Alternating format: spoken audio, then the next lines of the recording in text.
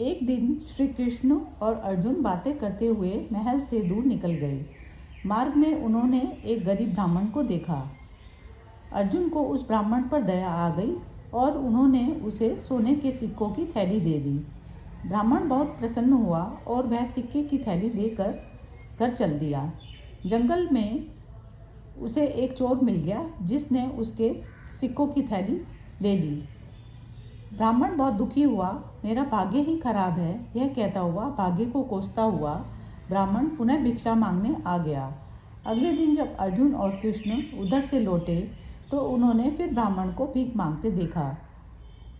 उसके पास पहुँचे तो उन्हें उसी की चोरी के बारे में पता चला। अर्जुन ने फिर उस पर दया करते हुए एक उसे बड़ा सा हीरा दे दिया। ब्राह्मण घर पहुँचा, उसने हीरा एक पुराने घड़े में छिपा दिया जिसका प्रयोग नहीं होता था और सोने चला गया।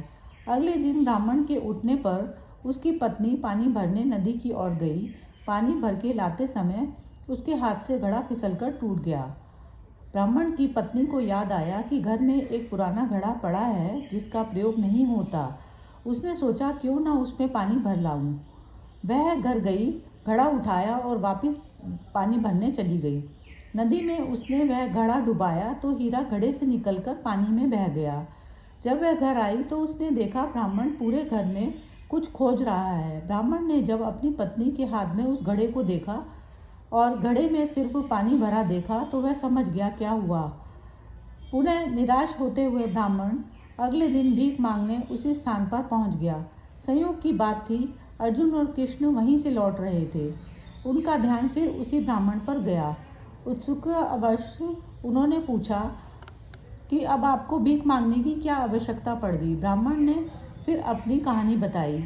उसकी दुर्भाग्यपूर्ण कहानी सुनकर भगवान कृष्ण अर्जुन से बोले, इस आदमी की किस्मत में सुख समृद्धि लिखी ही नहीं है। मुझे नहीं लगता अब मैं और इसकी मदद कर सकूंगा। श्री कृष्ण कुछ बोले नहीं, बस उन्होंने उस ब्राह्मण को 2 पैसे दिए।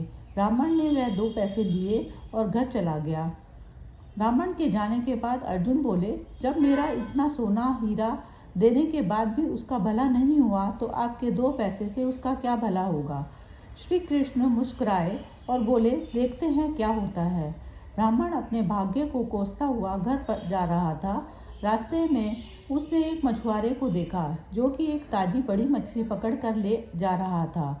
मछली उसके जाल में तड़फड़ा रही थी और उससे छूटने का प्रयास कर रही थी। ब्राह्मण को उस मछली की स्थिति को देखकर दया आ गई। उसने सोचा, इस 2 पैसे में मेरा क्या भला होगा, क्यों ना इससे इस मछली के प्राण बचा लिए जाएं। ब्राह्मण ने वह मछली खरीद ली और उसे पुनः नदी में डालने चल पड़ा। नदी में फेंकने से पहले उसने देखा मछली के मुंह में कुछ एक बहुत बड़ी वस्तु सी अटकी हुई है जिसकी वजह से वह सांस नहीं ले पा रही थी। जब उसने मछली का मुंह खोलकर देखा और देखा कि वो बहुत बड़ा हीरा उसके मुंह में था जो उसे अर्जुन ने दिया था। ब्राह्मण हीरा पाकर खुशी से चिल्ला पड़ा, देखो देखो, मिल गया मिल गया, आखिर मुझे मिल ही गया। उससे थोड़ी ही दूर पर वहीं एक चोर जा रहा था जिसने ब्राह्मण के सिक्के चुराए थे।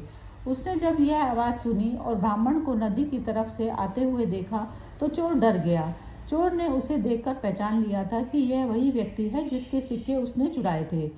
ब्राह्मण के चिल्लाने की आवाज़ सुनकर उसे लगा कि ब्राह्मण ने उसे पहचान लिया है और अब वह पकड़वा कर सजा दिलवाएगा। चोर ने ब्राह्मण के पैर पकड़ लिए और बोला, अरे भाई, मुझे माफ़ कर दो, अपने सिक्के ले लो और मुझे सजा मत दिलवाना, मुझसे बहुत बड़ी गलती हो गई। ब्राह्मण क्या बोलता, वो सारा माजरा समझ गया। उसने चोर को माफ़ कर दिया, अपने सिक्के लिए और खुशी से मग्न अपने घर चला गया।